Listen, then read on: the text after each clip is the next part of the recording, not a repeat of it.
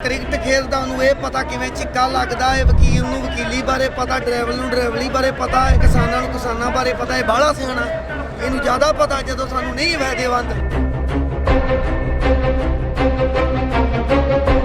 ਅਸੀਂ ਤੇ अपील तुहाडे चैनल राਹੀਂ करने आ कि ਜਿਹੜੇ ਪੰਜਾਬ ਦੇ ਵਿੱਚ ਬੈਠੇ ਨੇ ਗਿਰਦਾਰਾਂ 'ਚ ਨਾਂ ਲਿਖਾਓ, ਯੋਧਿਆਂ 'ਚ ਨਾਂ ਲਿਖਾਓ ਤੇ ਇੱਥੇ ਆਓ। ਆਉਣ ਵਾਲੇ ਸਮੇਂ 'ਚ ਰਾਤ ਨੂੰ ਲੋਕ ਸੁੱਤੇ ਪਿਆ ਦੇ ਬੱਚਿਆਂ ਨੂੰ ਬਾਤਾਂ ਸੁਣਾਉਣ ਕਰਦੇ ਕਿ ਦਿੱਲੀ ਗਏ ਸਾਂ, ਪੁੱਤਰੋਂ ਐਂ ਕੀਤਾ। ਸਿੱਖਾਂ ਦੇ ਰੂਪ ਦੇ ਵਿੱਚ ਰਾਤ ਉੱਥੇ ਬੰਦੇ ਆਏ, ਅਸੀਂ ਭਜਾਏ ਨੇ, ਟਾਇਰਾਂ ਦੇ ਵਿੱਚ ਹਵਾ ਕੱਢਤੀ ਹੈ। पर अज मोदी मेरे ख्याल नाल पता नहीं किहड़ी अखां ते पट्टी बन्नी बैठा भी जिहड़ा एडा वड्डा फैसला लैण तो बाद पता नहीं वो की सोची बैठा, किड्डा उहने फैसला ले लिया, उहने एक ग्राउंड लैवल ते आके देखे नहीं। ना ही रुकते हैं ते ना ही चुकते हैं। मोदी तेरी गंदी राजनीति उत्ते थुकते हैं। कभी सीधे साधे किसानों को आतंकवादी बताया जाता है। अभी भी प्रचार मीडिया के द्वारा किया जा रहा है कि ये तो किसान नहीं है, इनका बेटा तो ऑस्ट्रेलिया में है, इनका बेटा तो 5 एकड़ इसके पास केवल ज़मीन है और इसका बेटा कनाडा में है।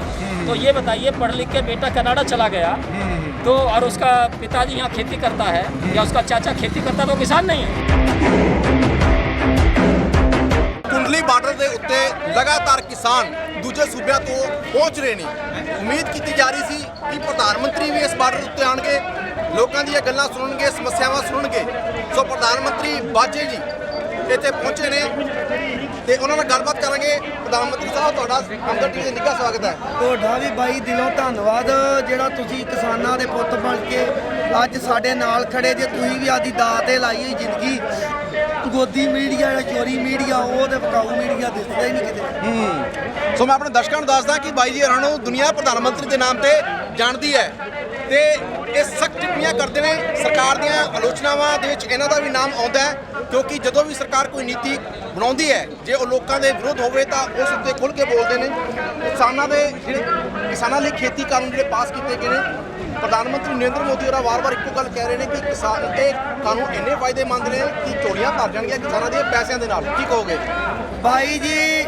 ਹਰੇਕ ਬੰਦੇ ਨੂੰ, ਕਾਰੀਗਰ ਨੂੰ, ਜਿਹੜਾ ਕ੍ਰਿਕਟ ਖੇਡਦਾ ਉਹਨੂੰ ਇਹ ਪਤਾ ਕਿਵੇਂ ਛਿੱਕਾ ਲੱਗਦਾ ਹੈ, ਵਕੀਲ ਨੂੰ ਵਕੀਲੀ ਬਾਰੇ ਪਤਾ, ਡਰਾਈਵਰ ਨੂੰ ਡਰਾਈਵਰੀ ਬਾਰੇ ਪਤਾ ਹੈ। ਹਰੇਕ ਜਿਹੜਾ ਕੋਈ ਕਿੱਤਾ ਕਰਦਾ ਉਹਨੂੰ ਪਤਾ, ਕਿਸਾਨਾਂ ਨੂੰ ਕਿਸਾਨਾਂ ਬਾਰੇ ਪਤਾ ਹੈ। ਬਾਹਲਾ ਸਿਆਣਾ ਇਹਨੂੰ ਜ਼ਿਆਦਾ ਪਤਾ ਜਦੋਂ ਸਾਨੂੰ ਨਹੀਂ ਫਾਇਦੇਮੰਦ। ਯੂਪੀ ਦੇ ਵਿੱਚ ਲੋਕੀ ਕਿੱਡੇ ਔਖੇ, 700 ਰੁਪਏ ਨੂੰ 600 ਨੂੰ ਪੰਜਾਬ ਜਾਣ ਕੇ ਵੇਚਦੇ, ਉਹ ਵੀ ਵੱਡੇ ਘਰਾਣੇ ਉੱਥੇ ਲੈ ਜਾਂਦੇ ਆ। ਜਦੋਂ ਸਾਨੂੰ ਪਤਾ ਹੈ ਅਸੀਂ ਕਿਸਾਨੀ ਕਰਨੇ, ਇਹਨੂੰ ਦੇਸ਼ ਚਲਾਉਣ ਦਾ ਪਤਾ, ਇਹ ਆਪਦਾ ਉਹ ਕੰਮ ਕਰੇ। ਸੋ ਤੁਹਾਨੂੰ ਕੀ ਲੱਗਦਾ ਹੈ ਕਿ ਹੁਣ ਤੱਕ ਜੋ ਵੀ ਹਾਲਾਤ ਬਣੇ, ਮੀਟਿੰਗਾਂ ਵੀ ਹੋਈਆਂ, ਬੇਸਿੱਟਾਂ ਵੀ ਰਹੀਆਂ, ਹਾਲੇ ਅਗਲੀ ਮੀਟਿੰਗਾਂ ਦਾ ਦੌਰ ਜਾਰੀ ਰਹੂਗਾ, ਲੱਗਦਾ ਹੈ ਕਿ ਮਸਲਾ ਹੱਲ ਹੋਊਗਾ ਛੇਤੀ? ਅਸੀਂ ਕਰਕੇ ਛੱਡਣਾ ਹੈ, ਜੋ ਮਰਜ਼ੀ ਕਰ ਲਏ। ਅਸੀਂ ਇੱਥੇ ਬੈਠੇ ਹਾਂ ਡਟ ਕੇ, ਪੱਕੇ ਅਸੀਂ ਮੋਰਚੇ ਲਾ ਲਏ ਨੇ। ਸਾਡੇ ਨਿਹੰਗ ਸਿੰਘ ਜਥੇਬੰਦੀਆਂ ਆਈਆਂ ਨੇ, ਆਪਦਾ ਸਰਦਾਈ ਆਪਦਾ ਉੱਥੇ ਵਧੀਆ ਆਪਦੇ ਐ ਬਦਾਮ ਬਦੂਮ ਪਾ ਕੇ ਸਾਡੇ ਨੌਜਵਾਨਾਂ ਨੂੰ ਪਿਆਉਂਦੇ ਪਏ, ਤਗੜੇ ਕਰਦੇ ਪਏ, ਜੋਸ਼ ਭਰਦੇ ਪਏ ਆ।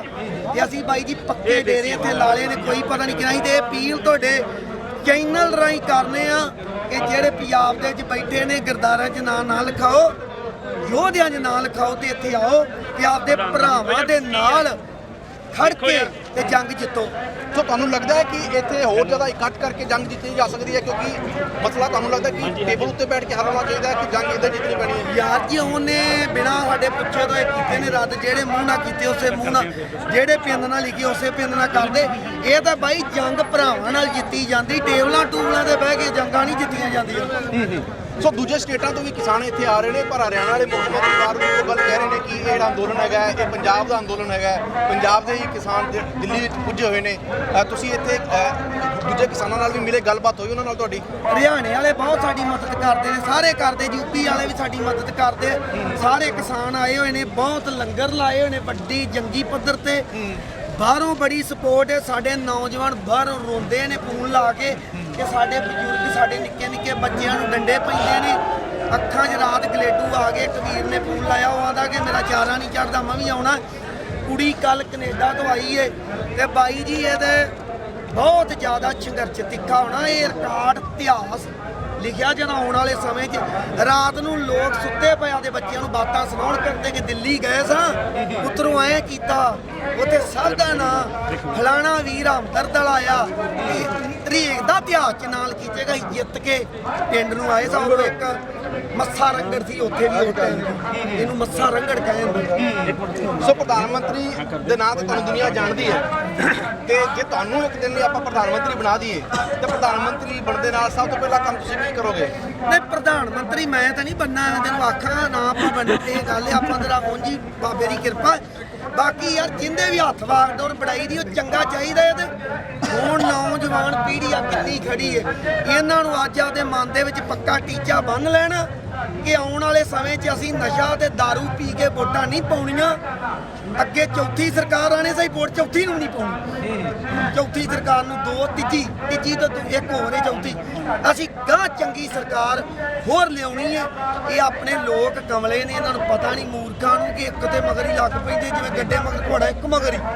ਜੇ ਚੰਗਾ ਕੰਮ ਕੋਈ ਕਰਦਾ ਹੈ ਸਾਲ ਠੀਕ ਹੈ 2 ਸਾਲ ਵੀ ਉਹਨੂੰ ਰਗੜ ਕੇ ਪਾਸੇ ਕਰਕੇ ਦੂਜਾ ਭਾਈ ਇੱਕ ਗੱਲ ਇਹ ਕਹਿਣਾ 25 ਸਾਲ ਕਰੂੰਗਾ ਜ਼ਰੂਰ ਜੀ। 25 ਸਾਲ ਇੱਕ ਬੰਦੇ ਨੂੰ ਹੀ ਰਾਜ ਕੋਈ ਫਾਇਦਾ।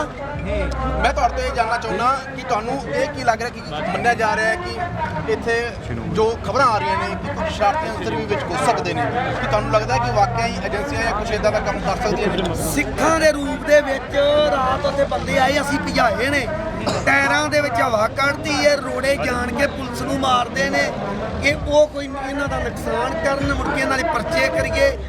ਪੂਰਾ ਉਹਨਾਂ ਵਿੱਚ ਬੰਦੇ ਛੱਡੇ ਹੋਏ ਨੇ। ਅਸੀਂ ਤੇ ਆਪਦੇ ਭਰਾਵਾਂ ਨੂੰ ਕਹਿੰਦੇ ਕਿ ਜੋਸ਼ ਦੇ ਵਿੱਚ ਹੋਸ਼ 'ਚ ਵੀ ਕੰਮ ਲੈਣਾ ਚਾਹੀਦਾ। ਆਪਾਂ ਇਹ ਲੜਨਾ ਨਹੀਂ ਆਪਾਂ ਦਾ ਹੁਣ ਬਾਈ ਜੰਗ ਬੜਾ ਸਿਖਰਾਂ ਤੇ ਐ ਤੁੱਤੀ ਜੰਗ ਦੀ ਬੋਲਦੀ ਪਈ ਏ ਤੇ ਜੇ ਹੁਣ ਜੰਗ ਹੁਣ ਕਿ ਆਪਾਂ ਖਤਮ ਨਾ ਕਿਤੇ ਇਹਨੂੰ ਕਰ ਲਈਏ ਉਹ ਖਤਮ ਕਰਨ ਨੂੰ ਤਿਆਰ ਏ। ਪੈਸੇ ਵੀ ਦੇਣ ਦੇ ਲੋਕਾਂ ਨੂੰ ਕਿ ਕਰੋ ਖਰਾਬ ਇਹਨਾਂ ਦਾ ਤੇ ਇਹ ਜੰਗ ਆਪਾਂ ਖਰਾਬ ਨਹੀਂ ਕਰਨਾ ਇਹਨੂੰ ਆਪਾਂ ਜੰਗ ਨੂੰ ਇਵੇਂ ਹੀ ਚੋਣਾ। ਠੀਕ ਹੈ। ਸਟੇਜਾਂ ਦੇ ਉੱਤੋਂ ਅੱਜ ਕੱਲ੍ਹ ਸਿੰਗਰਾਂ ਨੂੰ ਬੋਲਣ ਨਹੀਂ ਦਿੱਤਾ ਜਾ ਰਿਹਾ, ਕਲਾਕਾਰਾਂ ਨੂੰ ਬਹੁਤ ਘੱਟ ਟਾਈਮ ਮਿਲ ਰਿਹਾ ਹੈ, ਕੋਈ ਬੋਲਦਾ ਨਜ਼ਰ ਆਉਂਦਾ ਹੈ ਤੇ ਤੁਹਾਨੂੰ ਕੀ ਲੱਗਦਾ ਹੈ ਕਿ ਇਹ ਫੈਸਲਾ ਠੀਕ ਹੈ ਜਥੇਬੰਦੀਆਂ ਦਾ, ਇਹ ਗਲਤ ਹੈ? ਨਹੀਂ ਗਲਤ ਹੈ ਬਾਈ ਆਪਾਂ ਕਹਿਣਾ ਨਹੀਂ ਕੁਛ। ਆਪਦੀ ਜਥੇਬੰਦੀਆਂ ਸਾਡੇ ਭਰਾ ਨੇ ਸੰਘਰਸ਼ ਸਾਡਾ ਖਰਾਬ ਹੋ ਜਾਏਗਾ ਉਹ ਚਾਹੁੰਦੇ ਪਰ ਇਹਨਾਂ ਨੂੰ ਚਾਹੀਦਾ ਕਲਾਕਾਰ ਜਿਹੜੇ ਭਰਾਵਾਂ ਦੇ ਸਿਰ ਤੇ ਨੌਜਵਾਨ ਪੀੜ੍ਹੀ ਜ਼ਿਆਦਾ ਆਈ ਹੈ ਇੱਥੇ ਨੌਜਵਾਨਾਂ ਨੂੰ ਕਲਾਕਾਰਾਂ ਨੇ ਤੋਰਿਆ ਤੇ ਇਹ ਜਥੇਬੰਦੀਆਂ ਦੀਆਂ ਗਲਤੀਆਂ ਨੇ ਪਰ ਅਸੀਂ ਇਹਨਾਂ ਨੂੰ ਕਹਾਂਗੇ ਕਿ ਅਸੀਂ ਨਿੱਕੇ ਆ ਅਸੀਂ ਤੁਹਾਨੂੰ ਸਮਝਾ ਨਹੀਂ ਸਕਦੇ ਸਾਨੂੰ ਇੰਨੀ ਅਕਲ ਨਹੀਂ ਜਿੰਨੀ ਤੁਹਾਨੂੰ ਹੈ। ਤੁਸੀਂ ਪੁਰਾਣੇ ਸੰਘਰਸ਼ ਲੜਦੇ ਨੇ ਪਰ ਕਿਸੇ ਵੇਲੇ ਜਵਾਕ ਵੀ ਚੰਗੀ ਗੱਲ ਕਰ ਜਾਂਦਾ ਤੇ ਇਹ ਚੰਗਾ ਕਰਨ ਸਾਰਿਆਂ ਨੂੰ ਬੋਲਣ ਦੇਣ ਕਿਸੇ ਨੂੰ ਬੋਲਣ ਨੂੰ ਰੋਕਣ ਨਾ ਦੇਣ। ਠੀਕ ਹੈ। ਕੰਗਨਾ ਰਣੌਤ ਦੀ ਇੱਕ ਟਿੱਪਣੀ ਆਈ ਸੀ ਤੇ ਉਸ ਬਾਰੇ ਤੁਸੀਂ ਕੀ ਕਹੋਗੇ? ਉਹ ਐਵੇਂ ਭੌਂਕੀ ਜਾਂਦੀ ਕੁੱਤੇ ਤਰ੍ਹਾਂ ਨਾ ਉਹਨੂੰ ਅਕਲ ਨਾ ਮੌਤ ਉਹਨਾਂ ਦੀਆਂ ਗੱਲਾਂ ਨਾ ਕਰਿਆ ਕਰੋ। ਇਹ ਕੋਈ ਚੱਕਰ ਜੀ ਜਿਹੜਾ ਜਵਾਕਾਂ ਨੂੰ ਕੀ ਸ਼ਕਤੀਮਾਨ ਉਹ ਹੈਗਾ ਫਿਰ ਐਵੇਂ ਮੇਰੇ ਤੋਂ ਗਾਲਾਂ ਚੈਨਲ ਰਾਈ ਖਾਣ ਦੇ ਕੋਈ ਪਤਾ ਨਹੀਂ ਇਹੋ ਜਿਹੇ ਗੰਦਾ ਬੰਦਿਆਂ ਦਾ ਕੀ ਹੈ। ਇਹ ਤਾਂ ਸਾਰੇ ਪੰਜਾਬ ਨੂੰ ਖਾ ਕੇ ਰੋਟੀਆਂ ਦੇ ਕਿਰਦਾਰ ਨੇ ਦੋਗਲੇ ਦੂਜੀਆਂ ਸੱਟਾਂ ਨੇ। ਹੁਣ ਤੱਕ ਬਹੁਤ ਸਾਰੇ ਲੋਕਾਂ ਨੇ ਕਿਸਾਨੀ ਅੰਦੋਲਨ ਦੀ ਹਮਾਇਤ ਕੀਤੀ ਹੈ, ਕਲਾਕਾਰ ਵੀ ਆਏ ਨੇ, ਗਾਇਕ ਵੀ ਆਏ ਨੇ, ਬੁੱਧੀਜੀਵੀ ਆਏ, ਸਮਾਜ ਸੇਵੀ ਸਾਰੇ ਆਏ ਨੇ। ਤੁਹਾਨੂੰ ਹੁਣ ਤੱਕ ਕੋਈ ਅਜਿਹਾ ਸ਼ਕਤੀ ਬੰਦਾ ਲੱਗਦਾ ਜਿਸ ਤੋਂ ਬਚ ਕੇ ਰਹਿਣ ਦੀ ਲੋੜ ਹੈਗੀ ਹੈ? ਬਾਈ ਜੀ ਕੰਮ ਚੱਲਦਾ ਵਿੱਚ ਪੂਰਾ ਪੂਰਾ ਕੱਲ ਪਰਸੋਂ ਵੀ ਪੂਰਾ ਚੱਲਿਆ ਹੁਣ ਕੱਲ ਰੋਂਦੇ ਟਾਇਰ ਪਾੜ ਤੇ ਅਸੀਂ ਆਣੇ ਕਿ ਇਹਨੂੰ ਆਪਾਂ ਨੂੰ ਬੰਦੇ 5-5 10 ਰਾਤ ਨੂੰ ਆਪਾਂ ਜਾਗੀਏ ਦਿਨੇ ਸੌਂਗੇ ਜਾਗੀਏ ਆਪਾਂ ਨਿਗਾਹ ਰੱਖੀਏ ਕਿ ਇਹ ਬੜਾ ਕੁਝ ਕਰਨ ਦੇ ਯਾਰ। ਇੱਕ ਆਪਾਂ ਦੇਸ਼ ਕਿੱਡਾ ਤਗੜਾ ਮੰਤਰੀ ਆਪਾਂ ਦੇ ਟੱਕਰ ਲਾਈ ਹੁੰਦਾ ਆਪਾਂ ਧੂਆਂ ਕੱਢੀ ਬੈਠੇ ਜੋ ਆਪਣੇ ਨਾਲ ਕਰੇਗਾ ਤੇ ਹੈਗੀ ਕੰਮ ਗੱਲ। ਮੈਂ ਕਹਿੰਦਾ ਉਹਨਾਂ ਨੂੰ ਆਪਾਂ ਥੋੜਾ ਤਗੜੇ ਰਹਿਣਾ। ਦੀਪ ਸਿੱਧੂ ਦੀ ਮੈਂ ਗੱਲ ਕਰ ਰਿਹਾ। ਦੀਪ ਸਿੱਧੂ ਨੇ ਚੁੱਪ-ਚਪੀਤੇ ਚੰਡੀਗੜ੍ਹ ਪ੍ਰੈਸ ਕਲੱਬ ਦੇ ਵਿੱਚ ਪ੍ਰੈਸ ਕਾਨਫਰੰਸ ਕੀਤੀ ਸੀ। ਉੱਥੇ ਜਾ ਕੇ ਕਿਹਾ ਤਾਂ ਕਿ ਸਾਨੂੰ ਇੱਕ ਪਾਰਟੀ ਬਣਾਉਣੀ ਚਾਹੀਦੀ ਹੈ, ਸਾਰੇ ਨੇ ਰਲ ਜੋ ਪਾਰਟੀ ਬਣਾਓ। ਦੂਜੇ ਪਾਸੇ ਕਿਸਾਨੀ ਅੰਦੋਲਨ ਚੱਲ ਰਿਹਾ, ਉਹ ਫੈਸਲਾ ਉਹਨਾਂ ਦਾ ਠੀਕ ਸੀ ਜਾਂ ਗਲਤ ਸੀ? ਨਹੀਂ ਪਾਰਟੀ ਪੁਲਟਿਕਾ ਦੀ ਪਹਿਲਾਂ ਜਿੱਤ ਕੇ ਬਾਅਦ ਚ ਪਾਰਟੀਆਂ ਵੀ ਬਣਾਉਂਦੇ ਫਿਰਾਂਗੇ ਕਿ ਪਹਿਲਾਂ ਹੀ ਪਾਰਟੀਆਂ ਬਣਾ ਲੈਣੀਆਂ। ਪਹਿਲਾਂ ਜਿੱਤ ਕੇ ਸਾਰਿਆਂ ਦਾ ਇਹ ਕੰਮ ਹੈ, ਸਾਰਿਆਂ ਦਾ ਸੰਘਰਸ਼ ਹੈ।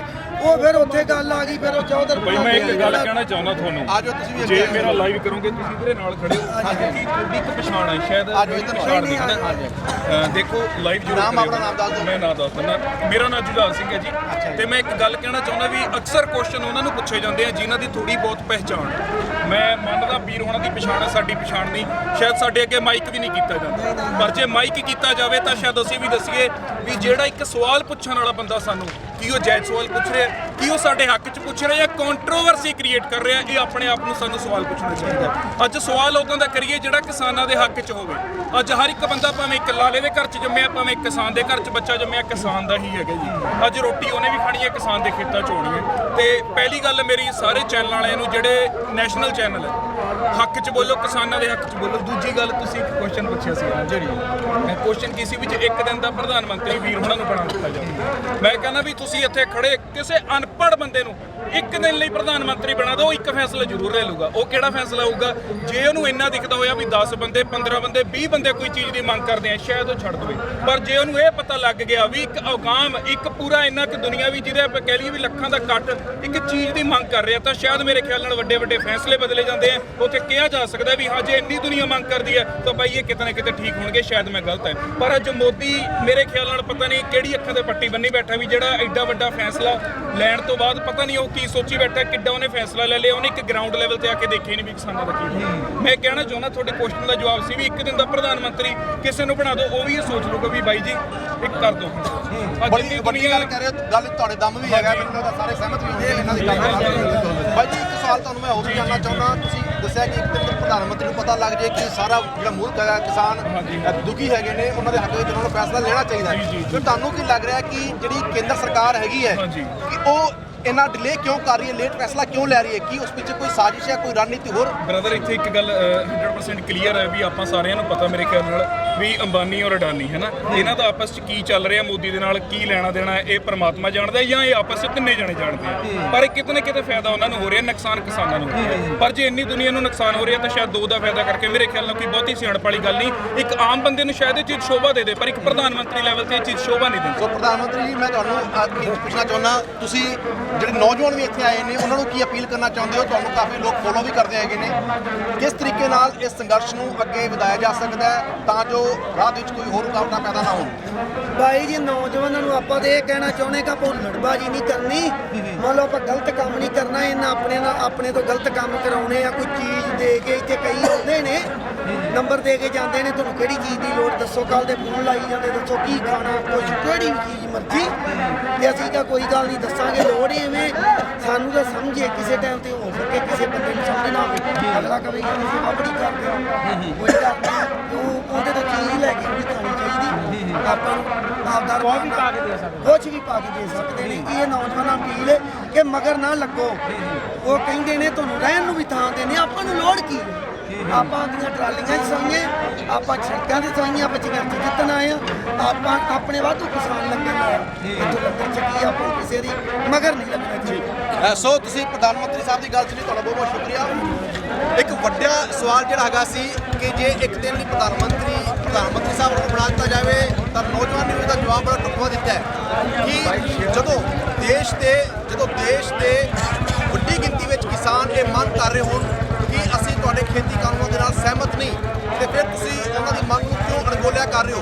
ਕਿ ਤੁਸੀਂ ਦੇਸ਼ ਦੀ ਇੱਕ ਇੰਨੀ ਵੱਡੀ ਵਸੋਂ ਨੂੰ ਅਣਗੌਲਿਆ ਕਰ ਸਕਦੇ ਹੋ, ਲਾਪਰਵਾਹੀ ਵਰਤ ਸਕਦੇ ਹੋ ਜਦੋਂ ਉਹ ਸੜਕਾਂ ਦੇ ਉੱਤੇ ਬੈਠੇ ਹੋਏ ਨੇ, ਉਹ ਵੀ ਕਰੋਨਾ ਸੰਕਟ ਦੇ ਦਰਮਿਆਨ। ਹਾਂਜੀ ਭਾਈ ਜੀ, ਕੀ ਕਹਿਣਾ ਚਾਹੁੰਦੇ ਹੋ? ਦੱਸੋ। ਬਾਈ ਜੀ, ਹਾਂਜੀ ਨਾ ਹੀ ਰੁਕਦੇ ਆ ਤੇ ਨਾ ਹੀ ਝੁਕਦੇ ਆ। ਮੋਦੀ ਤੇਰੀ ਗੰਦੀ ਰਾਜਨੀਤੀ ਉੱਤੇ ਥੁੱਕਦੇ ਆ। ਪਹਿਲਾਂ ਤਾਂ ਪੰਜਾਬ 'ਚ ਸੜਕਾਂ ਤੇ ਟੋਲ ਪਲਾਜ਼ਿਆਂ ਤੇ ਬੈਠੇ ਸ਼ਾਂਤਮਈ ਪ੍ਰਦਰਸ਼ਨ ਕਰਦੇ ਸੀ, ਤਾਂ ਹੁਣ ਅਸੀਂ ਦੇਖ ਦਿੱਲੀ ਆ ਕੇ ਕਿਵੇਂ ਤੇਰੀ ਹਿੱਕ ਤੇ ਬੁੱਕਦੇ ਆ।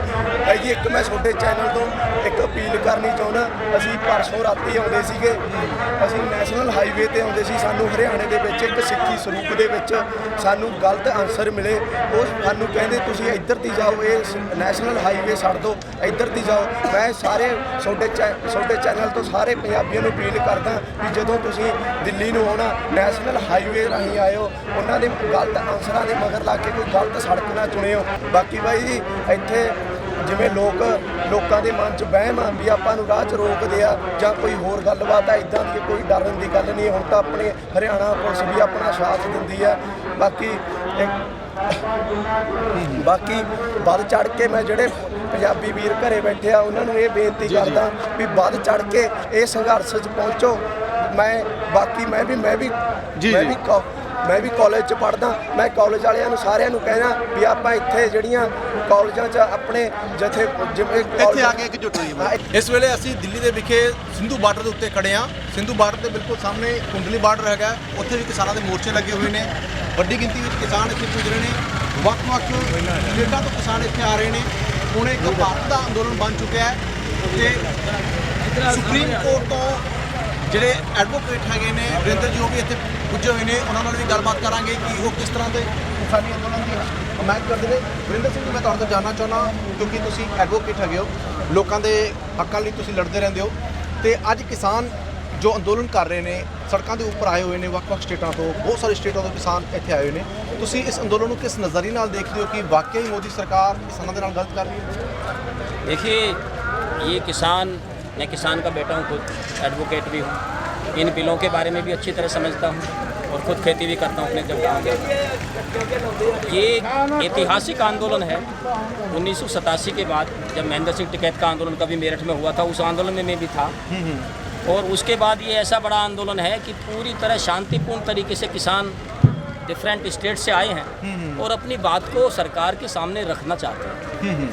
और सरकार, सबसे बड़ी विडंबना देखिए, मैं अभी आते हुए देख रहा था, पुलिस जगह जगह पर जो ये बैरिकेटिंग है पत्थर वाली, इसको उठा करके क्रेन के माध्यम से और खुद ही जगह जगह रास्ता जाम कर रही है। इधर आपने देखा ये ट्रक मिट्टी से भरा हुआ, इधर पेट्रोल पंप है, ये साइड रोड है, तो साइड रोड से जनता आने जाने का, सरकार, ये पहली सरकार है जो खुद ही रास्ता जाम कर रही है और आरोप लगाइए किसानों के ऊपर कि किसान अशांति फैलाना चाहते हैं। कभी सीधे साधे किसानों को आतंकवादी बताया जाता है, और जब यहाँ पता चला कि सारे ये लोग किसान सारे प्रदेशों से आए हुए हैं और सब सीधे सच्चे किसान हैं, अभी भी प्रचार मीडिया के द्वारा किया जा रहा है कि ये तो किसान नहीं है, इनका बेटा तो ऑस्ट्रेलिया में है, इनका बेटा तो 5 एकड़ इसके पास केवल ज़मीन है और इसका बेटा कनाडा में है। तो ये बताइए, पढ़ लिख के बेटा कनाडा चला गया तो, और उसका पिताजी यहाँ खेती करता है या उसका चाचा खेती करता, तो किसान नहीं है? कैसे कैसे तर्क ये लोग दे रहे हैं, विडंबना है। और कल ये बातचीत का कह रहे हैं, कल फिर हम बात करेंगे, और आज ये सब कर रहे हैं। अभी सुबह किसानों ने बताया यहाँ पे कि पानी रोक दिया, पानी की सप्लाई रोक दी। तो आप ये देखिए, युद्ध के दौरान भी यूएनओ का चार्टर है कि अगर दुश्मन की 2 देशों की सेनाएं लड़ेंगी तो वो वाटर सप्लाई नहीं रोकी जाएगी। और जो हमारी रेड क्रॉस सोसाइटी है, चाहे किसी भी तरफ का कोई सैनिक हो, उसको पानी पिलाने का काम करते हैं। गुरु गोविंद सिंह जी के लड़ाई जब हो रही थी मुगलों से, तो उनका जो पानी पिलाने वाला था, उसने मुसलमानों को भी पानी पिलाया, उसने हिंदुओं को भी पानी पिलाया, उनकी फौज के आदमियों को पानी पिलाया, जो घायल सिपाही दुश्मन के थे उनको भी पानी पिलाया। तो ये बताइए, जब तुम बात कर रहे हो किसानों के साथ और उनका पानी रोकने का आपको क्या अधिकार है, तो किसानों को आप भड़का रहे हो। ये मैं कहना चाहता हूँ, ये किसान खुद, ये जो सरकार है, ये खुद षड्यंत्रकारी है। ये किसानों के बीच में तरह तरह से फूट डालने का प्रयास कर रही है। कभी कहती है केवल पंजाब का आंदोलन है, आपने देखा होगा, देखो कितने किसान यहाँ दूसरे देशों से, मध्य प्रदेश के किसान, मैं कल खुद आया था, मध्य प्रदेश से काफ़ी बड़ी संख्या में आए हुए हैं, उत्तर प्रदेश से आए हुए हैं, गुजरात से आज ही बड़ी तादाद में किसान आए हैं, जो मोदी जी का होम स्टेट है। तो ये सरकार का मतलब है कि ये झूठ बोलती है, और सरकार को सिंसियर होकर के किसानों की बात सुननी चाहिए। आप एडवोकेट हैं सुप्रीम कोर्ट में, जब सुप्रीम कोर्ट को नज़र आ रहा होगा कि सब कुछ हमारे देश में क्या हो रहा है, बहुत सारे लोगों से धक्का हो रहा है, वो आंदोलन पे बैठे हुए हैं, आपको क्या लगता है कि इसका खुद नोटिस लेना चाहिए सुप्रीम कोर्ट को? मैं अपील करूंगा ऑनरेबल सुप्रीम कोर्ट से कि सुप्रीम कोर्ट को इसमें संज्ञान लेना चाहिए। Being protector of the constitution, ये हमारे देश का संविधान, हमारे देश के जो वीर जवान और जो किसान जिन्होंने कुर्बानी दी, उसके बाद जो हमारे नेता थे, ज़्यादातर उनमें वकील थे, बैरिस्टर थे, उन लोगों ने सोच समझ के दुनिया भर के संविधानों का अध्ययन करके और इस देश का संविधान बनाया। और उस देश के संविधान में ये पावर जो है, ये शक्ति सर्वोच्च न्यायालय को दी है कि यदि कोई सरकार उस संविधान के बरखिलाफ काम करती है या किसी कानून के बरखिलाफ काम करती है, देश के नागरिकों के अधिकारों का हनन करती है, तो उनके खिलाफ, उस सरकार के खिलाफ आदेश जारी करे। तो मैं माननीय सर्वोच्च न्यायालय से भी अपील करता हूँ कि ये किसान तो बेचारे सड़कों पर बैठे हैं, तो इनकी परेशानी को देखते हुए सरकार को आदेश दे कि जो इलीगल कानून है, पहली बात इस कानून में सबसे बड़ी क्या खामी है कि इस देश में एक तंत्र व्यवस्था मोदी जी ने लागू कर दी। संविधान के मुताबिक कृषि राज्यों का विषय है। पंजाब सरकार जो चाहे कानून बनाए किसानों के बारे में, उत्तर प्रदेश सरकार जो चाहे कानून बनाए, यूपी सरकार जो सरकार उसके हित में चाहती है सरकार कानून बनाए। कृषि केंद्र का विषय ही नहीं है, आप केवल राज्यों को फैसिलिटेट कर सकते हो, ये हमारे देश में व्यवस्था है। आपने क्या किया, पार्लियामेंटेरियन हमारे क्या है, ज़्यादातर पार्लियामेंटेरियन 200 से ज़्यादा तो ऐसे थे जो 200 करोड़ की प्रॉपर्टी है, जो प्रॉपर्टी डीलिंग करते हैं, जिनकी फैक्ट्रियाँ चल रही हैं देश विदेश में, तो वो किसानों का भला करेंगे? तो और दूसरे जो भ्रष्ट नेता हैं जिन्होंने हज़ार करोड़ कमाया है, जो किसानों के नेता बनते हैं, दलितों के नेता बनते हैं, वो बोल नहीं सकते क्योंकि उनको ईडी है और सीबीआई है। तो इस देश का जो लोकतंत्र है वो पूरी तरह मोदी जी ने कैप्चर कर लिया है। और वो पार्लियामेंटेरियन जो डरपोक हैं वो ईडी से डर जाएंगे, सीबीआई से डर जाएंगे, तो किसान डरने वाला नहीं है। किसान यहाँ सड़कों पे है। और पंजाब के किसानों का मैं धन्यवाद करना चाहता हूँ कि पूरे देश के किसानों को इन्होंने रास्ता दिखाया। पिछले 70 दिन से पंजाब भी मैं गया हूँ, हरियाणा गया हूँ पिछले दिनों आंदोलन में, इतना शांतिपूर्ण तरीके से सारी सड़कों पे रेले जाम कर करके बैठे हुए हैं किसान। और इस सरकार को नहीं चाहता कि हमको अभी भी कह रहे हैं, कितनी मजाक की बात है। कल सरकार ने मीटिंग में कहा कि आप लिखित में अपनी समस्याएं बताइए। सरकार के पास आईबी है, सरकार के पास सीआईडी है, लोकल इंटेलिजेंस है। सरकार को प्राइम मिनिस्टर जब रात को सोता है तो देश के किसी भी कोने में जरा सा कोई भी घटना हो उसका पता 2 मिनट में लग सकता है। 70 दिन से किसान आंदोलन कर रहे, शांतिपूर्ण तरीके से विरोध कर रहे हैं पूरे देश में, मध्य प्रदेश में तो, उत्तर प्रदेश में तो, जगह जगह पे। आपको अभी तक यही पता नहीं चला कि समस्याओं की, किसानों की समस्याएं क्या हैं। इसका मतलब है कि सरकार लगातार गुमराह कर रही है इस देश की जनता को भी, जो केवल टीवी देखते हैं, जो केवल जो है समाचार पत्र देखते हैं, जो केवल ऊपरी बातें सुनते हैं। सरकारी मुलाजिमों को भी गुमराह कर रही है और सारे देश को गुमराह कर रही है। कभी कहती है तो हमें तो पता ही नहीं है किसानों की अभी समस्या इनकी क्या है, और आप किसानों की सुनने के बजाय अपनी मन की बात। मैं आपसे ये जानना चाहता हूँ, आप एडवोकेट हैं, इस मसले का आप हल क्या देखते हैं? आपको क्या लगता है कि सरकार को क्या करना चाहिए? मैंने खाना बनाया, राइट, सीधा सा देसी भाषा में बात करता हूँ, और आपके सामने परोसा। आपने कहा देखिए नहीं मुझे तो इस खाने में गंध आ रही है, मुझे अच्छा नहीं लग रहा। मैं कह रहा हूँ नहीं आप खाइए, ये तो खाना बहुत स्वादिष्ट है, इसमें तो बड़ा मज़ा आएगा आपको। आप कह रहे हो मेरे खाने, जैसे इसको सामने लेता हूँ तुरंत उल्टी आती है। तो इन कानूनों को किसान कह रहे हैं हमारे हक में नहीं है, आप हमको मत दो, हमारा फायदा मत करो। अकेले मोदी जी कह रहे छाती ठोक के ये तो किसानों के हक में। एक भी पूरे देश में किसान चले जाइए आप जो खेती करता है, उससे पूछिए जो पूरे देश का एक भी किसान ये कह दे हाँ ये कानून किसानों के हक में है। कैसे हक में है आप एक्सप्लेन करो, किसानों को बताओ। और फिर जब तुम दुनिया भर के अडानी अंबानी से रोज़ मिलते हो, पूंजीपतियों से रोज़ तुम्हारी भेंट करते हो, तो ये देश के किसान नहीं हैं? क्या ये आतंकवादी हैं? क्या ये विद्रोही हैं? आप इनसे क्यों नहीं बात करते? खुद बुला करके 50 किसानों को, 4 आदमियों को बुलाइए प्रदेशों से, उनसे बात करो और बैठ करके अपने आवास पे बात करो। आपको तो समय ही नहीं है किसानों से बात करने का। आपका मतलब कि जो एक कानून है वो रद्द करने पड़ेंगे? वो कानून सीधा अभी भी मोदी जी के हक में है कि जो उनकी इमेज थोड़ी बहुत बची हुई है, अगर वो चाहते हैं उन्हीं के भले में है कि इन तीनों किसानों को तुरंत, जैसे अध्यादेश पहले किया था, किसानों से कहें मुझे बहुत भारी गलती हुई है, मैं समझ नहीं पाया, अगर आप नहीं चाहते हैं तो ये किसान रद्द। मोदी जी का क्या इंटरेस्ट है? क्या मोदी जी इतना जिगरा करेंगे? आपको लगता है दिल है इतना बड़ा उनका? अगर उनको समझदारी है, उनका कुछ मतलब कुछ पुण्य कर्म शेष बचा है तो वो इसको करेंगे। और अगर नहीं है अपने, मैंने तो कर दिया। जितनी आदमी क्या होता है, एक आदमी तो ये कि आप उसको गलती बताओ तो कहेगा हाँ गलती होगी, इसमें तो बड़प्पन है ना। गलती मान के हम बैक हो जाए, पीछे हो जाए। और दूसरा क्या है, जिसकी 100 नंबर में से एक भी नंबर ना करते, जो पूरा PhD होल्डर है, वो खुद जानता नहीं है और कोई दूसरा बताए तो उसकी मानता नहीं है। वो सुपरलेटिव डिग्री है ना जी।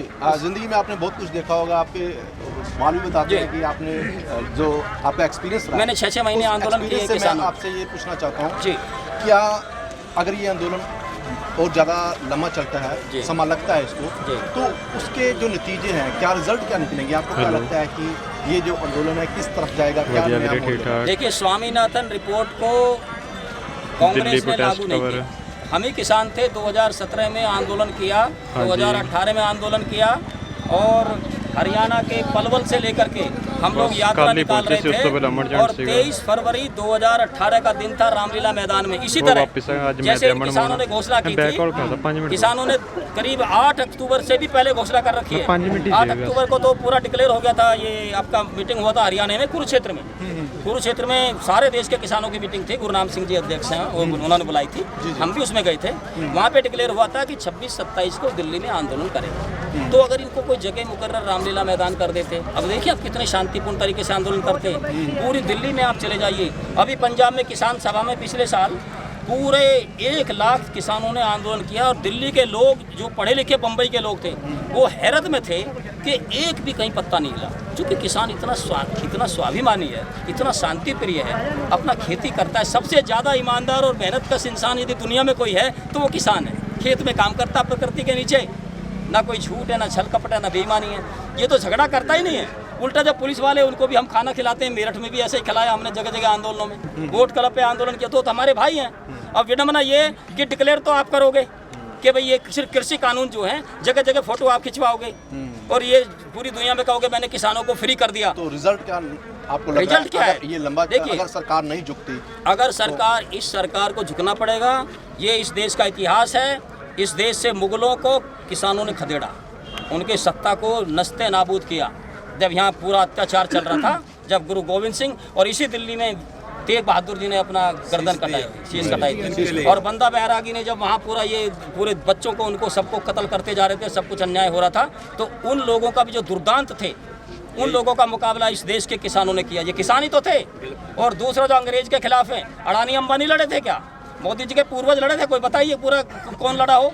तो इनको ये सोचना चाहिए कि अगर इन किसानों से टकराव गई तो ये पीछे नहीं हटेंगे। किसान की फितरत में ही नहीं है। ये शेर को तो गीदड़ समझ के पीटता है। जब खेत में शेर निकाला जाता तेंदुआ, वहाँ जंगल में अकेले में काम करते हैं, भाला लेकर उससे मुकाबला करते हैं, तो इनसे डर जाएंगे। किसान नहीं डरेगा बिल्कुल भी। और किसान की जायज मांग है, इसलिए सरकार को चाहिए, एक देश के तुम प्रधानमंत्री हो, जिम्मेदारी के साथ आपको एहसास होना चाहिए और झूठ बोलना बंद करके आप जो शास्त्र मीडिया के माध्यम से आप ये सब मैनेज कर लोगे। मीडिया के माध्यम से वो नेता मैनेज हो सकते हैं, शहरी जनता मैनेज हो सकती है, कुछ लोग पढ़े लिखे, लेकिन ये किसान नहीं हो सकता। किसान को मोदी जी समझाए ना क्या दिक्कत है। तो जो खेती करने वाले किसान हैं उनके साथ मोदी जी बैठ जाएं। कितना टाइम है उनके पास? जब बनारस में जाके आप उस पर डबल टैकर पे बैठ के घंटों जो है आप दीपोत्सव मना रहे हो हैं, और तुम्हारे देवता जो है देवता धरती पे उतरेंगे, आप वो ऊपर के देवता धरती पे उतरते देखे किसी ने कभी? पूरा पाखंड।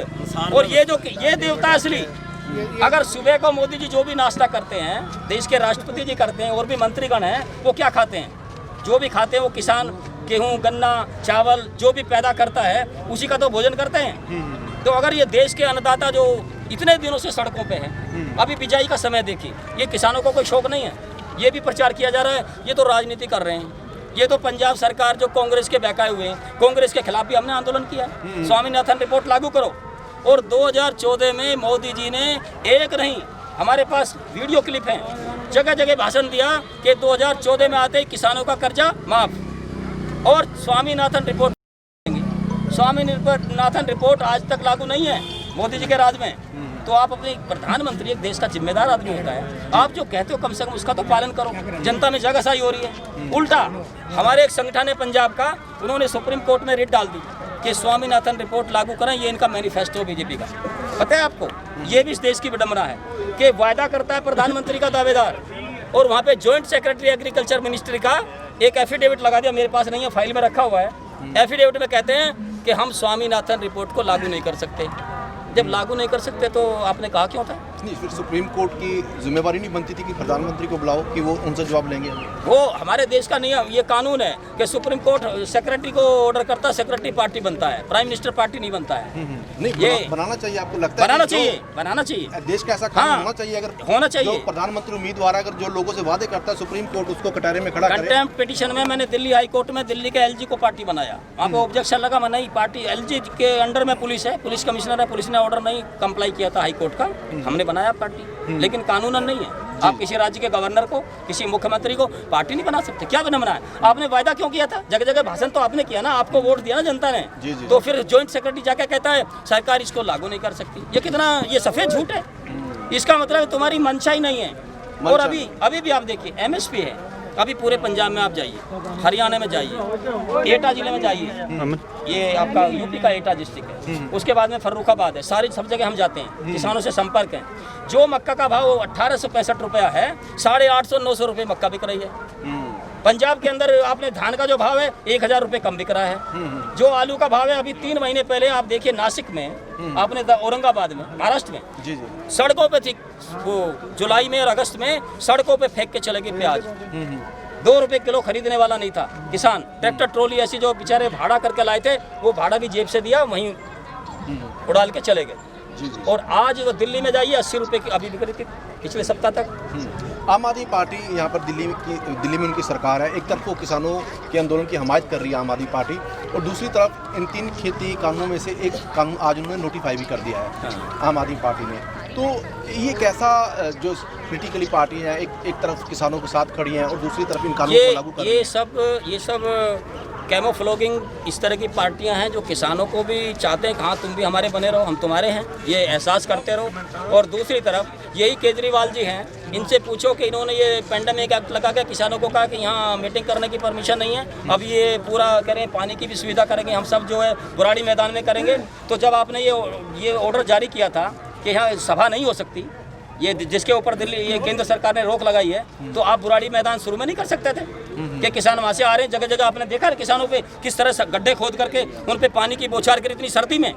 ये लोग सर्दी में वहाँ हीटर चला कर अपने एयर कंडीशन कमरों में जरा एक बौछार लगा के देखो ना, मोदी के खिलाफ, केजरीवाल के खिलाफ, होम मिनिस्टर के खिलाफ, जरा फुआरा दो इनके हाथ में, किसानों के में। जब उनकी हालत देखो, वहाँ बैठे हुए आदेश कर दिया, किसान के बेटे वो लगा दिए, ये पुलिस वाले, ये विडम्बना इस देश की। सो शुक्रिया हमदर्द टीवी से बात करने के लिए आपका। सो बहुत सारी गल्लां क्लियर हुई ने। और एक चीज मैं और क्लियर करना चाहता हूँ लास्ट, बीजेपी के प्रवक्ता ने परसों डिबेट के अंदर, कौन सा चैनल था, न्यूज़ 24, मैं उसका चैनल का नाम भी बता रहा हूँ, मैं सुन रहा था उसको शाम रात के समय, उसने कहा, किसी प्रवक्ता ने पूछा वहाँ के जो टीवी का एंकर था कि आप इसको जब 2011 में, हाँ 2011 में मोदी जी ने जब चीफ मिनिस्टर थे तो कंज्यूमर्स अफेयर्स कमेटी की मीटिंग में ये कहा कि एमएसपी को कानूनी दर्जा दिया जाना चाहिए। As a chief minister he demanded for regularisation and legalisation of MSP, यानी कि मिनिमम सपोर्ट प्राइस को कानूनी दर्जा दिया जाए।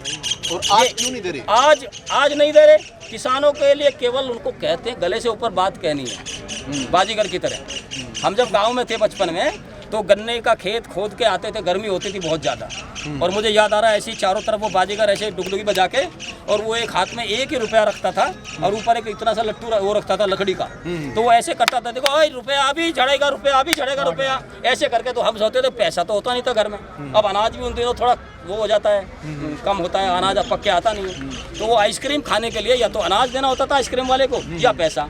तो हम खुश होते थे एज ए बच्चे कि अभी रुपया निकलेगा, रुपये जब झड़ेंगे तो हमको भी मिलेगा। तो ये मोदी जी का वही रोल है कि किसानों के लिए तुम खूब लिप सर्विस करो, मदारी वाला काम है, पूरा बाजीगर वाला काम है। सुबह ही वो तय कर लेते हैं कि आज इतना ठोक कर झूठ बोलना है जो लोगों को लगे हाँ सच है। आप जब कहते थे तो एमएसपी लागू कर दो। उनके प्रवक्ता कहते हैं, बीजेपी का जो प्रवक्ता है संबित पात्रा, पक्का झूठ पात्रा है और बात को घुमाने में कितना माहिर है। कहता है, वो टीवी पे बयान है, आप देख लीजिए आर्काइव में जाके, कहता है देखिए एमएसपी जो एक ऑर्डर से जारी होता रहा है अब तक, अगर एमएसपी को हम लीगल बनाएंगे तो उसके लिए संविधान में संशोधन करना पड़ेगा। ये कितना बड़ा झूठ है। किसी आदमी को झूठा कहना अपराध है, गलत है। मैं कह रहा हूँ, आप ये देखिए, आपने ये 3 कानून बनाए। मैं बीजेपी से पूछता हूँ, उनके प्रवक्ता से पूछता हूँ कि आपने कौन से संविधान का संशोधन किया है जो 3 कानून बनाते वक्त? कानून पार्लियामेंट के द्वारा बन सकता है और वो कह रहे संविधान में संशोधन करना पड़ेगा। ये कितना बड़ा झूठ है। इसका मतलब गुमराह कर दो कि हर साल एमएसपी लागू होगा तो हर साल संविधान में संशोधन नहीं हो सकता। ये झूठी बात है ना। तो ये इनका काम है, दिन भर झूठ बोलना, दिन भर बरगलाना। कभी कहेंगे इनका बेटा ऑस्ट्रेलिया में, कभी कहेंगे इसका, अरे किसान का बेटा पढ़ लिख के पहुंच गया तो लाला का लड़का ही जाएगा ऑस्ट्रेलिया कनाडा, किसान का बेटा नहीं जा सकता। तो इनकी सोच एंटी फार्मर है। ये किसान के लिए कुछ करना नहीं चाहते हैं और बरगला करके किसान का हितैषी बना रहना चाहते हैं। इन्हीं किसानों ने मनमोहन सरकार को उतारा, क्योंकि उन्होंने एमएसपी के बारे में स्वामीनाथन रिपोर्ट को लागू नहीं किया। और यही सरकार, बुरा हाल होगा अगर इन्हें जिद पड़ रही। इसलिए फायदे में इसमें किसान कोई राजनीति नहीं कर रहे हैं। अपना इसको तीनों बिलों को वापस ले लें और किसानों से खेद व्यक्त करें कि तुम्हारे ऊपर जो बौछार चली है, जो लाठियाँ चली हैं, जो तुमको कष्ट हुआ है, जो तुम घर बार छोड़ करके इतने दिन घर से बाहर सड़कों पे पड़े रहे हो, मैं आपसे क्षमा चाहता हूं। और ये किसान वापस, ये आज ही किसान मोदी जी की जय बोल के वापस पंजाब, हरियाणा और उत्तर प्रदेश सब जगह अपने चले। शुक्रिया। सो ਤੁਸੀਂ ਸੁਣਿਆ ਕਿ ਬਹੁਤ ਸਾਰੀਆਂ ਗੱਲਾਂ ਕਲੀਅਰ ਹੋ ਗਈਆਂ, ਬਹੁਤ ਸਾਰੀਆਂ ਗੱਲਾਂ ਤੋਂ ਪਰਦੇ ਵੀ ਉੱਠ ਗਏ ਹੈਗੇ ਨੇ। ਉਹੀ ਭਾਰਤ ਦੇ ਪ੍ਰਧਾਨ ਮੰਤਰੀ ਜਦੋਂ ਇੱਕ ਸਟੇਟ ਦੇ ਮੁੱਖ ਮੰਤਰੀ ਹੁੰਦੇ ਨੇ, ਉਸ ਵੇਲੇ ਕਹਿੰਦੇ ਨੇ ਐਮਐਸਪੀ ਦਾ ਕਾਨੂੰਨ ਬਣਨਾ ਚਾਹੀਦਾ, ਸ਼ੋਰਟੀ ਹੋਣੀ ਚਾਹੀਦੀ ਹੈ। ਅੱਜ ਜਦੋਂ ਪ੍ਰਧਾਨ ਮੰਤਰੀ ਬਣ ਗਏ ਨੇ ਤੇ ਕਿਸਾਨ ਉਹਨਾਂ ਨੂੰ ਕਹਿ ਰਹੇ ਨੇ ਕਿ ਸਾਨੂੰ ਤੁਸੀਂ ਸ਼ੋਰਟੀ ਦੇ ਦਿਓ, ਉਹ ਸ਼ੋਰਟੀ ਉਹਨਾਂ ਨੂੰ ਨਹੀਂ ਦੇ ਰਹੇ। ਦੂਜਾ ਉਹਨਾਂ ਦਾ ਕਹਿਣਾ ਹੈਗਾ ਕਿ ਜਿਹੜੇ ਕਿਸਾਨ ਹੈਗੇ ਨੇ ਉਹ ਤਾਂ ਸ਼ੇਰਾਂ ਨੂੰ ਵੀ ਗਿੱਦੜ ਸਮਝਦੇ ਨੇ। ਜਦੋਂ ਖੇਤਾਂ ਦੇ ਵਿੱਚ ਸ਼ੇਰ ਵਾੜ ਆਉਂਦੇ ਨੇ ਤਾਂ ਗਿੱਦੜ ਸਮਝ ਕੇ ਉਹਨੂੰ ਡੰਡੇ ਮਾਰ ਕੇ ਭਜਾ ਦਿੰਦੇ ਨੇ। ਦਿੱਲੀ ਉਹੀ ਸਥਾਨ ਹੈ ਜਿੱਥੇ ਸਾਡੇ ਵੱਡੇ ਵਡੇਰੇ ਗੁਰੂਆਂ ਨੇ ਇੱਥੇ ਸ਼ਹੀਦੀਆਂ ਦਿੱਤੀਆਂ ਨੇ। ਅੱਜ ਮੁੜ ਕਿਸਾਨ ਇੱਥੇ ਦਿੱਲੀ ਆਏ ਹੋਏ ਨੇ। ਉਹਨਾਂ ਦਾ ਕਹਿਣਾ ਹੈ ਕਿ ਅਸੀਂ ਇੱਥੋਂ ਜਿੱਤ ਕੇ ਜਾਵਾਂਗੇ। ਨਰਿੰਦਰ ਮੋਦੀ ਸਰਕਾਰ ਨੂੰ ਆਪਣੇ ਖੇਤੀ ਕਾਨੂੰਨ ਵਾਪਸ ਲੈਣੇ ਪੈਣਗੇ। ਵੱਡੀ ਗੱਲ ਇਹ ਹੈਗੀ ਹੈ ਕਿ ਜਦੋਂ ਦੇਸ਼ ਭਰ ਦੇ ਕਿਸਾਨ ਇਹ ਕਹਿ ਰਹੇ ਨੇ ਕਿ ਸਾਨੂੰ ਖੇਤੀ ਕਾਨੂੰਨ ਪਸੰਦ ਨਹੀਂ, ਫਿਰ ਜਬਰੀ ਉਹਨਾਂ ਦੇ ਉੱਤੇ ਕਿਉਂ ਥੋਪੇ ਜਾ ਰਹੇ ਨੇ ਇਹ ਕਾਨੂੰਨ? ਇਸ ਦੇ ਪਿੱਛੇ ਮਨਸ਼ਾ ਕੀ ਹੈਗੀ ਹੈ ਕੇਂਦਰ ਸਰਕਾਰ ਦੀ? ਕੀ ਕੇਂਦਰ ਸਰਕਾਰ ਦੇ ਉੱਤੇ ਜਿਹੜੇ ਸਵਾਲ ਉੱਠ ਰਹੇ ਨੇ ਕਿ ਇਹ ਕਾਰਪੋਰੇਟਾਂ ਦੀ ਸਰਕਾਰ ਹੈਗੀ ਹੈ ਤੇ ਉਹਨਾਂ ਨੂੰ ਫਾਇਦਾ ਪਹੁੰਚਾਉਣਾ ਚਾਹੁੰਦੀ ਹੈ ਕਿ ਇਹ ਬਿਲਕੁਲ ਸਹੀ ਸਵਾਲ ਉੱਠ ਰਿਹਾ ਹੈ। ਇਸ ਚੀਜ਼ ਦਾ ਵੀ ਜਵਾਬ ਕੇਂਦਰ ਸਰਕਾਰ ਨੂੰ, ਮੋਦੀ ਸਰਕਾਰ ਨੂੰ ਦੇਣਾ ਚਾਹੀਦਾ ਹੈ। ਇਹ ਤਸਵੀਰਾਂ ਤੁਸੀਂ ਪਿੱਛੇ ਜਿਹੜੀ ਦੇਖ ਰਹੇ ਹੋ, ਇਹ ਤਸਵੀਰਾਂ ਹੈਗੀਆਂ ਨੇ ਸਿੰਧੂ ਬਾਰਡਰ ਦੀਆਂ। ਉਸਨੇ ਬੈਰੀਕੇਡ ਕੀਤਾ ਹੋਇਆ ਹੈ ਇਸ ਏਰੀਆ ਨੂੰ ਪੂਰੀ ਤਰ੍ਹਾਂ। ਇਸ ਤੋਂ ਅੱਗੇ ਜਿਹੜਾ ਕੁੰਡਲੀ ਬਾਰਡਰ ਹੈਗਾ ਉਹ ਹੈਗਾ, ਤੁਸੀਂ ਇੱਕ ਪਾਸੇ ਪੁਲਿਸ ਇਹ ਕਹਿ ਰਹੀ ਹੈ ਕਿ ਤੁਸੀਂ ਆ ਜਾਓ ਦਿੱਲੀ ਅੰਦਰ ਦਾਖਲ ਹੋ ਜਾਓ ਤੇ ਤੁਸੀਂ ਬਰਾੜੀ ਮੈਦਾਨ ਤੇ ਜਾ ਕੇ ਬੈਠੋ, ਤੇ ਦੂਜੇ ਪਾਸੇ ਤਸਵੀਰਾਂ ਤੁਸੀਂ ਦੇਖੋ ਕਿ ਕਿਸ ਤਰੀਕੇ ਨਾਲ ਪ੍ਰਸ਼ਾਸਨ ਨੇ ਕਰੇਨਾਂ ਲਗਾਈਆਂ ਹੋਈਆਂ ਨੇ, ਅੱਗੇ ਬੈਰੀਕੇਡਿੰਗ ਕੀਤੀ ਹੋਈ ਹੈ, ਪੱਥਰ ਰੱਖੇ ਹੋਏ ਨੇ। ਇਹ ਇੱਕ ਨਾਕਾ ਆ ਗਿਆ, ਇਸ ਤੋਂ ਬਾਅਦ 2 ਨਾਕੇ, ਉਸ ਤੋਂ ਬਾਅਦ 3 4 5 6 ਨਾਕੇ ਅੱਗੇ ਤੱਕ ਲੱਗੇ ਹੋਏ ਨੇ। ਕਹਿਣ ਦਾ ਮਤਲਬ ਕਿ ਅੱਗੇ ਟਰੱਕ ਵੀ ਖੜੇ ਕੀਤੇ ਹੋਏ ਨੇ, ਉਹਨਾਂ ਦੇ ਵਿੱਚ ਵੱਡੇ ਵੱਡੇ ਪੱਥਰ, ਮਿੱਟੀ ਵੀ ਉਹਨਾਂ ਦੇ ਵਿੱਚ ਪਾਈ ਹੋਈ ਹੈ ਤਾਂ ਜੋ ਜਿਹੜੇ ਲੋਕ ਨੇ ਅੱਗੇ ਨਾ ਲੰਘ ਸਕਣ। ਦੂਜੇ ਪਾਸੇ ਵਾਰ-ਵਾਰ ਖਬਰਾਂ ਇਹ ਆਉਂਦੀਆਂ ਨੇ ਕਿ ਕਿਸਾਨ ਦਿੱਲੀ ਆ ਕੇ ਅੱਗੇ ਬਰਾੜੀ ਮੈਦਾਨ ਦੇ ਵਿੱਚ ਜਾ ਕੇ ਬੈਠਣ। ਇਸ ਕਰਕੇ ਇਹ ਰਵੱਈਏ ਤੋਂ ਸਾਫ਼ ਪਤਾ ਲੱਗ ਰਿਹਾ ਹੈ ਕਿ ਕੇਂਦਰ ਸਰਕਾਰ ਜਿਹੜਾ ਹੈਗਾ ਉਹ ਇਸ ਮਾਮਲੇ ਨੂੰ ਹਲਕੇ ਦੇ ਵਿੱਚ ਲੈ ਰਹੀ ਹੈਗੀ ਹੈ, ਲਾਈਟਲੀ ਲੈ ਰਹੀ ਹੈ। ਪਰ ਆਮ ਤੌਰ ਤੇ ਇਹ ਵੀ ਮੰਨਿਆ ਜਾ ਰਿਹਾ ਹੈ ਜੇ ਸਰਕਾਰ ਇਸੇ ਤਰ੍ਹਾਂ ਹੀ ਇਸ ਮਾਮਲੇ ਨੂੰ ਹਲਕੇ ਵਿੱਚ ਲੈਂਦੀ ਰਹੀ, ਲਾਈਟਲੀ ਲੈਂਦੀ ਰਹੀ, ਤਾਂ ਪਹਿਲਾਂ ਵੀ ਇਸੇ ਤਖਤੇ ਪਲਟੇ ਦੇ ਆਏ ਨੇ ਕਿਸਾਨੀ ਮੁੱਦੇ ਉੱਤੇ। ਜਦੋਂ ਕਿਸਾਨਾਂ ਨੇ ਮੰਗ ਚੁੱਕੀ ਹੈ, ਅੰਦੋਲਨ ਹੋਏ ਨੇ, ਤਾਂ ਸਰਕਾਰਾਂ ਇੱਥੇ ਪਲਟੀਆਂ ਨੇ। ਇਸ ਕਰਕੇ ਸਰਕਾਰ ਨੂੰ ਛੇਤੀ ਤੋਂ ਛੇਤੀ ਇਸ ਮਸਲੇ ਦਾ ਹੱਲ ਕਰਨਾ ਚਾਹੀਦਾ ਹੈ ਤਾਂ ਜੋ ਠੰਡਾਂ ਦੇ ਵਿੱਚ ਜਿਹੜੇ ਲੋਕ ਇੱਥੇ ਸੜਕਾਂ ਉੱਤੇ ਬੈਠੇ ਹੋਏ ਨੇ ਉਹ ਆਪਣੇ ਘਰਾਂ ਦੇ ਵਿੱਚ ਆਪਣੇ ਪਰਿਵਾਰ ਦੇ ਨਾਲ ਸਮਾਂ ਬਿਤਾਉਣ। ਭਾਰਤ ਦੇ ਪ੍ਰਧਾਨ ਮੰਤਰੀ ਵੀ ਸਵੇਰੇ ਬ੍ਰੇਕਫਾਸਟ ਕਰਦੇ ਨੇ, ਰਾਸ਼ਟਰਪਤੀ ਵੀ ਬ੍ਰੇਕਫਾਸਟ ਕਰਦੇ ਨੇ, ਉਹ ਵੀ ਜਿਹੜਾ ਭੋਜਨ ਹੁੰਦਾ ਹੈ ਉਹ ਕਿਸਾਨ ਤਿਆਰ ਕਰਦੇ ਨੇ। ਇਸ ਕਰਕੇ ਉਹਨਾਂ ਨੂੰ ਵੀ ਚਾਹੀਦਾ ਹੈ ਕਿ ਇਸ ਮਸਲੇ ਦਾ ਛੇਤੀ ਤੋਂ ਛੇਤੀ ਹੱਲ ਕੀਤਾ ਜਾਵੇ। ਜਿਹੜੇ ਅੰਨਦਾਤਾ ਹੈਗੇ ਨੇ ਉਹ ਆਪਣੇ ਘਰਾਂ ਨੂੰ ਛੇਤੀ ਪਰਤਣ। ਕੁੰਡਲੀ ਬਾਰਡਰ ਤੋਂ ਕੈਮਰਾਮੈਨ ਆਕਾਸ਼ ਦੇ ਨਾਲ ਅਮਨ ਮੋਹਨ ਮੋਹਜਾਲ ਦੀ ਰਿਪੋਰਟ, ਹਮਦਰਦ ਟੀਵੀ। ਹਰੇਕ ਅਹਿਮ ਖਬਰ ਦਿਖਾਉਣ ਦੀ ਜ਼ਿੰਮੇਵਾਰੀ ਸਾਡੀ।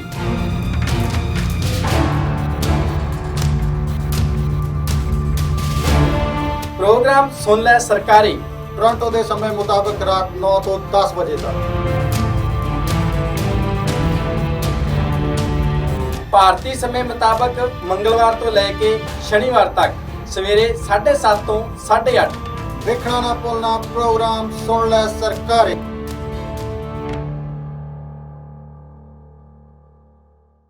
ਲੇਟੈਸਟ ਨਿਊਜ਼ ਸਭ ਤੋਂ ਪਹਿਲਾਂ ਆਪਣੇ ਫੋਨ ਤੇ ਦੇਖਣ ਲਈ ਸਾਡਾ ਚੈਨਲ ਸਬਸਕ੍ਰਾਈਬ ਕਰੋ ਅਤੇ ਨੋਟੀਫਿਕੇਸ਼ਨ ਦੇ ਲਈ ਬੈਲ ਆਈਕਨ ਜ਼ਰੂਰ ਦਬਾਓ।